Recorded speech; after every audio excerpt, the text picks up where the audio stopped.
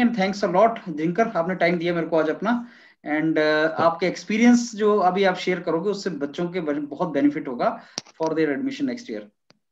Thank you sir. Okay, so Dinkar पहले अपने बारे में थोड़ा बताओ यार आपको कि आप आप कहाँ से हो, आपने ग्रेजुएशन में सीजीपीए कितना है और आपका गेट स्कोर कितना रहा, और अभी प्रेजेंटली एमटेक कहाँ कर रहे हो? सर एक्चुअली मैंने अन्नामलाई यूनिवर्सिटी से किया हुआ था बीटेक इलेक्ट्रॉनिक्स इंस्ट्रूमेंटेशन में। ओके। और उसके बाद सर तो ग्रेड प्रिपरेशन करना सोचा, तो ज़्यादा तो नहीं लेकिन 3-4 अटेम्प्ट लिए मैंने। ओके। और मेरा फाइनल जो गेट स्कोर था सर वो 499 था। ओके। तो उसके बेसिस पे मैंने कई सारे आईआईटीज में ट्राई किया, वहाँ पे भी मतलब कॉल मिल गया, लेकिन इंटरव्यू कॉल आई जैसे आईआईटी हैदराबाद से आई, आईआईएससी से भी कॉल आई, और क्या बोलते हैं आईआईटी दिल्ली से कॉल आई एमएस के लिए, ये सब एमएस के लिए कॉल आई थी सर। और कानपुर में भी मैंने एक बार इंटरव्यू दिया एमएस के लिए, वो कंट्रोल ऑटोमेशन में। जैसे आईआईएससी में जो कॉल आई थी वो अर्थ साइंस से आई थी, और एक कॉल आई थी उस डिपार्टमेंट से, वो नैनो साइंस करके है सर, नैनो साइंस इंजीनियरिंग है आईआईएससी में, वहाँ से अभी कहाँ कॉल पे हो आई। दिनकर, अभी कहाँ पे हो? अभी सर एक्चुअली एनआईटी त्रिची में जो इस साल मैंने एमटेक के लिए एडमिशन लिया हुआ सर। कौन सा ब्रांच? ये सर इंडस्ट्रियल ऑटोमेशन है, इस साल शायद फर्स्ट बैच स्टार्ट हुआ इसका। इंडस्ट्रियल और ऑटोमेशन। यस सर, और तो शायद मेरे मेरा, हाँ सर, गो अहेड। 499 था, और वही शायद लास्ट वहीं पे बाउंड्री थी, उसके ऊपर ही था सारा चीज। तो तुम तो लकी हो यार। हाँ सर, थोड़ा अपने आप को मान रहे थे, क्योंकि पहले मैंने सर एक्चुअली एडमिशन दूसरी जगह ले लिया था, दिल्ली डीटीयू में ले लिया था एडमिशन। मैंने सोचा था एमटेक करना ही करना है, ओके। लेकिन फीस जमा करने के बाद मैंने इधर भी चांस लिया। मैंने कहा कि एक बार चांस लेता हूँ एनआईटी में, अगर हो गया तो फीस में रिटर्न करा लूंगा, क्योंकि अच्छा। यहाँ पे बोलो बोलो। टाइम गैप बहुत कम था सर। तो फीस खैर वहाँ डीटीयू से वापस हो गई, और मैंने उधर ज्वाइन भी कर लिया एनआईटी अच्छा में। दिनकर, ये बताओ आपका बीटेक इलेक्ट्रॉनिक्स में है क्या? Electronics instrumentation sir. अच्छा, और ये बताओ कि आपका सीजीपीए कितना है?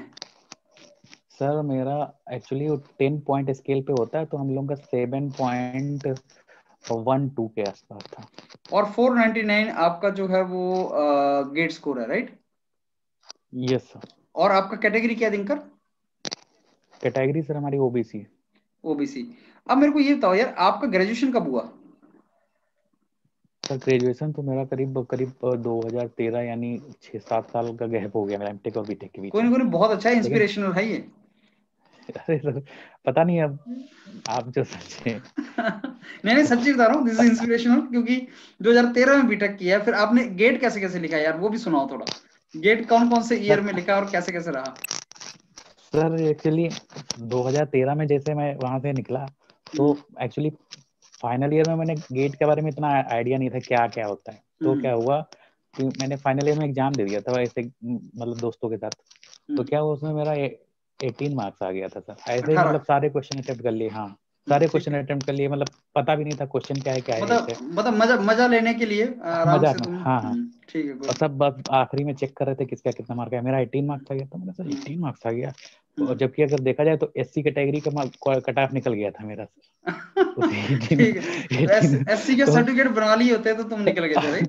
हाँ सर, तो ओके। उसके बाद मैंने सोचा एससी का निकल गया, 2-3 मार्क्स का कट ऑफ ऊपर नीचे होता तो शायद एक बार चांस ले लेते हैं, तो शायद निकल जाए। तो फिर उस साल क्या हुआ था सर, मेरा प्लेसमेंट हो गया था कॉलेज से, तो मैं वहां चला गया था बीच में। 2013 में चेन्नई चला गया था। चेन्नई बीच में लेकिन चले गए थे? क्या बोल रहे हैं, आपने हाँ, बीच में चले गए? 2013 के बाद सर मैं जब कॉलेज से वापस आया तो प्लेसमेंट हो चुका था, अच्छा। लेकिन वो लोग कॉल नहीं किए थे हमको। फिर वही करीब नवंबर दिसंबर में गेट के लिए इसे बैठा हुआ था करेंगे, तो दिसंबर के आसपास उन्होंने कॉल किया, तो वहां पर गए तो सर वो जॉब दे रहे थे जो उसमें 10,000 12,000 करके ऐसे दे रहे थे चेन्नई शहर में। तो मुझे थोड़ा सा अजीब लगा, मैंने कहा सर चलते हैं घर में खेती होती कर लेंगे, थोड़ा क्या करना है इससे। तो सही है। और क्योंकि घर में भी बोलने में अच्छा नहीं लग रहा था सर, 10,000 12,000 की जॉब कहेंगे कि सही। इतने दिन पढ़ने के बाद वहां पे जा रहे। तो फिर चला आया। फिर उसके बाद मैंने सोचा कि चलो गेट का मैंने दिया ही था, 18 मार्क्स आए थे, चलो तैयारी करते हैं। तो क्या किया मैंने सर, मैंने बैठा और एग्जाम लिखने के लिए शुरुआत कर दी। अब क्या हुआ सर, पहली बार मैंने जब एग्जाम दिया ना सर, तो अगली बार मेरा सर 7 मार्क्स आया। 18 से 7 हो गया तैयारी करके। तैयारी करके तो 7 यार मार्क्स हो यार गए। ये जो 18 नंबर आए थे कौन सी ईयर में आए थे ये सर फाइनल ईयर में जब मैं 13 नहीं में था ना। 2013 में, अच्छा 2013 हाँ में 18 नंबर आए, फिर 18 2014 में नंबर आए, तैयारी करके दिया और 7 नंबर आए।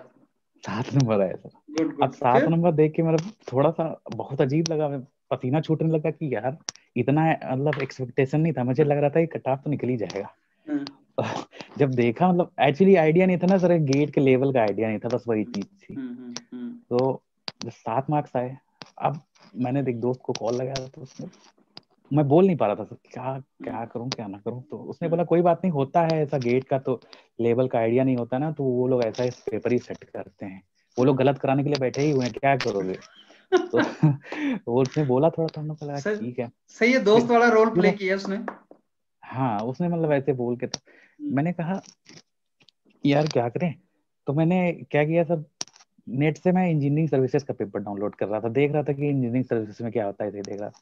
तो मुझे लगा कि इंजीनियरिंग सर्विसेज का जब क्वेश्चन देगा तो हमने कहा ये तो गेट से कुछ इजी लग रहे हैं हमको।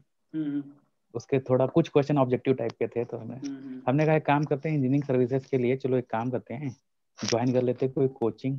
तो सर हमने 2015 में 14 के, हाँ 14 में गेट के बाद तो सर चला गया मैं तो दिल्ली। तो क्या हुआ, मतलब 1 साल मैंने कोचिंग कर ली वहाँ पे। तो वहां से उसके बाद जब पेपर दिया सर, तो पेपर दिया क्या सर, मैं जब टेस्ट सीरीज देने बैठा तो उसमें मेरे 7 मार्क्स 8 मार्क्स करके आ रहे थे, टेस्ट सीरीज जब स्टार्ट किया। ये अब 2015 फिर की मेरे बात है। 15 मतलब पहली बार 7 मार्क्स आए, उसके बाद अगला जब हम टेस्ट सीरीज हल लिख रहे थे पेपर से 1.5 महीना पहले, तो फिर 8 मार्क्स 10 मार्क्स करके आ रहे, क्योंकि टेस्ट सीरीज का लेवल बहुत मतलब हाई था।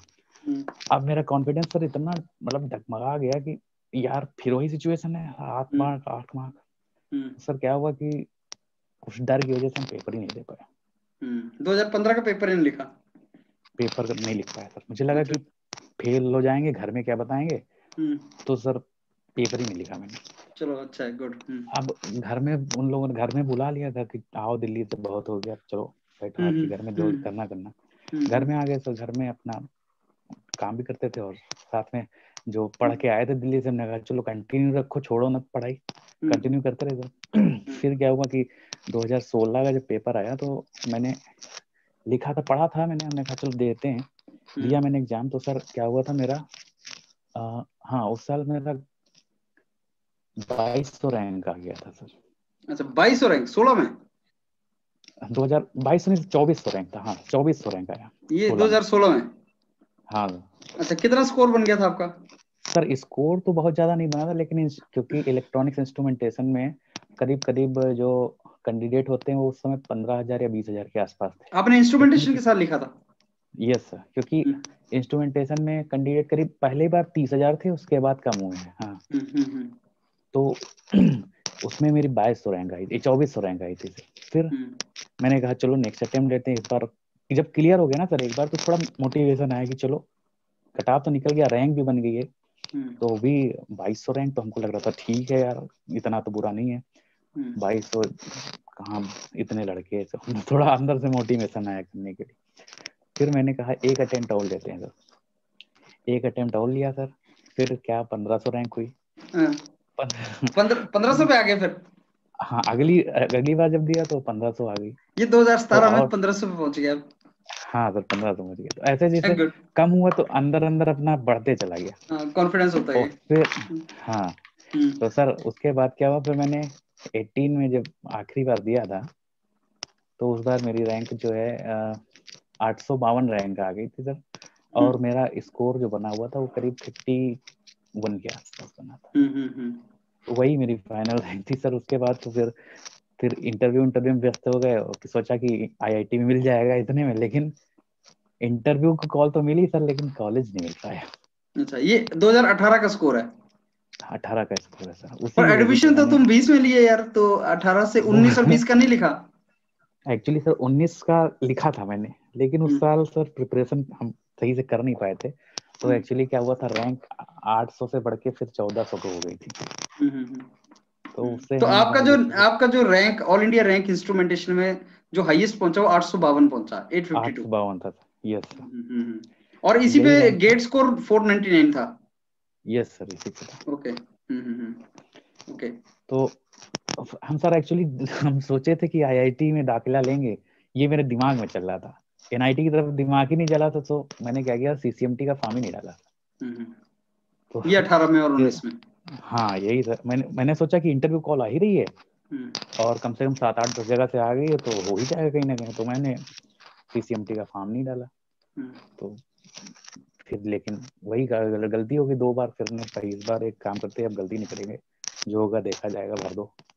फॉर्म भर दिया सर, लेकिन तो फाइनली फिर हमने कहा चलो यार एनआईटी में है, कोई चक्कर नहीं, एमटेक कर लेते हैं, जो अब बात करते हैं दिनकर 2020 की।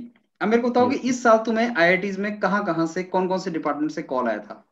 इस साल मुझे सर इस साल अगर देखा जाए तो सर कॉल मुझे आई थी, हाँ इस बार मैंने बहुत सारे आईआईटी में भरा हुआ था, जम्मू से कॉल आई थी, ठीक है। एक एक करके बताओ। हाँ। कौन सी आईआईटी, क्या कोर्स, कौन सा डिपार्टमेंट? सर आईआईटी जम्मू से मुझे जो कॉल आई थी वो सिग्नल प्रोसेसिंग में आई थी। ओके। MSc MTech? उसके ये सर एमटेक के लिए थी। अच्छा। और? हाँ, और उसके बाद मुझे आईआईटी हैदराबाद से कॉल मिली थी सर। कहाँ पे? ये इलेक्ट्रिकल डिपार्टमेंट में थी, ये शायद एमएस के लिए थी लेकिन सर। उसके बाद थी जो, और मुझे जो कॉल आई थी क्या बोलते हैं सर वहां से, कौन सा ये था, आईआईटी मद्रास सर। अच्छा, किसमें? आईआईटी मद्रास में जो आईआईटी मद्रास में बायोमेडिकल डिपार्टमेंट में था सर। ये एमएस था, एमएस में था, बायोमेडिकल के लिए कॉल आई थी। और आईआईटी दिल्ली में भी बायोमेडिकल के लिए कॉल आई थी सर। और क्या बोलते हैं वहाँ, हाँ आईआईटी मुंबई में सर कॉल आई थी उसके लिए, क्या बोलते सतारा करके कोई, नहीं सतारा नहीं को, सेंटर फॉर, सतारा होता, हाँ वही उसके लिए कॉल आई थी। और सर इस साल सितारा में एमएस से कॉल था? एमएस? हाँ सर एमएस के लिए। ये सर एमएस में जो ओल्ड आईआईटी सब एमएस का ही है, क्योंकि उसमें उसका एमटेक का कट ऑफ काफी ऊपर जाता है। और वहां से क्या बोलते हैं आईआईटी इंदौर से सर मैं एमटेक की कॉल आई थी। आईआईटी इंदौर में भी मैंने इंटरव्यू दिया था। और वो कौन सा डिपार्टमेंट था? आईआईटी इंदौर में कौन सा डिपार्टमेंट था? इलेक्ट्रिकल डिपार्टमेंट था सर। ठीक है। और कहाँ दिया मैंने इंटरव्यू, और शायद सर ध्यान नहीं आ रहा मैंने। चलो कोई नहीं, आपने एक दर्जन तो गिना दिए यार आईआईटीज। क्योंकि सारे लगा सर। दिनकर सुनो, 2013 में तुम पास आउट हुए यार, 7 साल तुमने लगाए, तो ये मेरे को लगता है 14 तो तुम्हें कॉल आ गया यार। ठीक है, अच्छा एक साल का कॉल आ गए, बस यही तो लग रहा था कि हो जाएगा, मेहनत कर रहे थे, लेकिन चलो कोई बात पता नहीं। अब सीसीएमटी का बताओ, ये जो आप एनआईटी त्रिची में बैठे हो, बहुत अच्छा डिपार्टमेंट है, इंडस्ट्रियल ऑटोमेशन। एनआईटी त्रिची तक कैसे पहुंचे? सीसीएमटी की स्टोरी भी सुनाओ भी। हाँ सर, एक्चुअली सर क्या था कि इस बार सीसीएमटी लेट हो रहा था ना, सीसीएमटी और आईआईटी एक साथ चल रहे थे। तो क्या हुआ था कि इस बार डीटीयू ने पहले फॉर्म निकाल दिया इससे, सीसीएमटी से पहले। तो मैंने सोचा कि इस बार छोड़ना नहीं, चाहे जो भी हो एमटेक कर लेना। तो मैंने क्या किया सर, डीटीयू का फॉर्म जो था वो जुलाई में निकला और सितंबर में इसकी सारी प्रोसेस खत्म हो गई। अगस्त में फीस भी जमा हो गई। और इसका जो था, मैंने इसका क्या बोलते हैं सीसीएमटी, मैंने देखा कि डीटीयू में जब मैंने भर दिया है तो मैं एक काम करता हूँ, इसके जो वो राउंड होता है ना सर, वो वाला लास्ट राउंड जो होता है रेगुलर राउंड के बाद जो होता है, वो कौन सा राउंड होता है, वो स्पॉट राउंड होता है ना इसका सर। एनआईटी स्पॉट राउंड होता है। मैंने कहा एनआईटी के स्पॉट राउंड में खेलेंगे, देखा जाएगा, जो होगा मिलेगा तो अच्छा है, नहीं मिलेगा तो भैया दिल्ली डीटीयू तो है ही। तो मैंने क्या है कि उसमें डाल दिया फीस, एक दोस्त से मैंने ली, अरेंज करी, हमने कहा फॉर्म इसका 45-40 हजार के आसपास लग रहा था। आपका दिनकर नॉइज आ रहा है, थोड़ा इसको पकड़ के रखो, नॉइज बहुत आ रहा है। यस सर, एक्चुअली वो सर मैंने एक दोस्त से फीस मैंने घर में बताया नहीं था कि 50 हजार के आसपास लगने वाली है सीसीएमटी के फाइनल राउंड में। घर वाले तो निकाल देते, क्योंकि उनको लग रहा था फीस फॉर्म भर रहे हो, 50 हजार का फॉर्म भर रहे हो, तो इसलिए सर थोड़ा ये था। तो मैंने दोस्त से बोला कि थोड़े दिन के लिए पैसा दे दे और मैं तेरे को रिफंड कर दूंगा, वो कॉलेज वापस ही कर देगा ऐसा अगर नहीं मिला एडमिशन तो। तो मैंने उससे लेकर के इधर जमा कर दिया, घर में बताया नहीं। फिर उसका क्या था सर, DTU का जो लास्ट डेट था वो 30 अगस्त था। 30 अगस्त तक अगर आपने वहां पे क्या बोलता है विड्रा कर लिया तो पैसा पूरा वापस कर देंगे। और जो क्या बोलते हैं CCMT का जो रिजल्ट का था वो 28 अगस्त था सर, यानी 2 दिन का गैप था। तो CCMT का रिजल्ट 28 को आना था, तो ये मेरे दिमाग में चल रहा था कि 28 को रिजल्ट आ जाएगा तो 29 को मैं विड्रा प्लेस कर दूंगा, ठीक है। तो 28 को रिजल्ट आया सर, उसमें देखा तो मुझे ऑटोमेशन मिल गया। तो मैंने दोस्त से बात करी कि इसमें ऑटोमेशन मिला है, बताओ क्या करना है। तो बोला डन कर दो, क्योंकि उसके साथ मुझे सर राउरकेला मिल जाता और जो है कालीकट मिल जाता, कालीकट में कंट्रोल सिस्टम मिल जाता, राउरकेला में बायोमेडिकल और कंट्रोल सिस्टम ये भी मिल जाता। तो उसने बोला कि एक काम करो, यही डन रखो और फ्लोटिंग मत करना, बस सीधा एक काम करो, इसको वो कर लो। वो कौन सा ऑप्शन होता है सर जो उसको फ्लोट नहीं बोलते, कौन सा? हाँ, बोला इसको फ्रीज कर लो। अब नहीं तो अगर अगला राउंड आया ना तो फ्लोट कर दोगे तो दूसरे उसमें पहुंच जाओगे, क्योंकि ये ठीक है NIT, इसमें प्लेसमेंट भी अच्छा है और कोई दिक्कत नहीं। तो हमने कहा ठीक है। तो मैंने फ्रीज कर दिया सर, और उसके बाद अगले दिन दिल्ली निकल आया सर। वहां पे DTU में मैंने विड्रा का ऑप्शन प्लेस कर दिया। और मैंने कहा वो लोग फिर फीस वो वापस करने के लिए वो वापस कर दिए फीस सर।